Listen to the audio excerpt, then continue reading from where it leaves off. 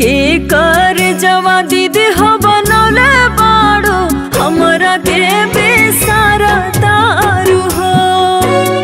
कथी के कर जवा दीदी हो बनौले बाड़ो हमरा के बेसारा तारू हो।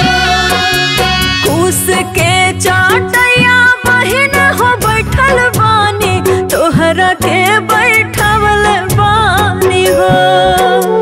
कुस के चाटैया बहिन हो बैठल बानी तोहरा के बैठवल बानी हो।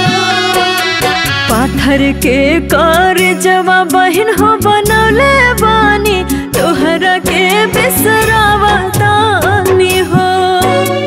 पाथर के कर जवा बहिन हो बनौले बानी तोहरा के बिसरावतानी हो।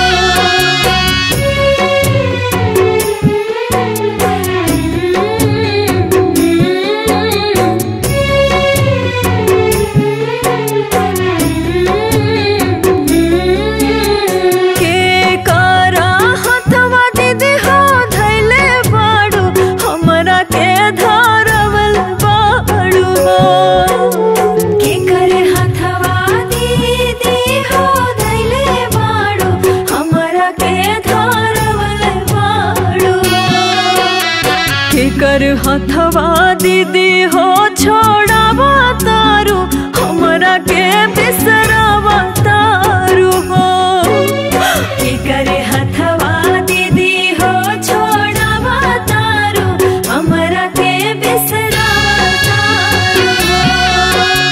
दुल्हा के हथवा बहिन हो धैले बानी तोहरा के धरवल बानी हो।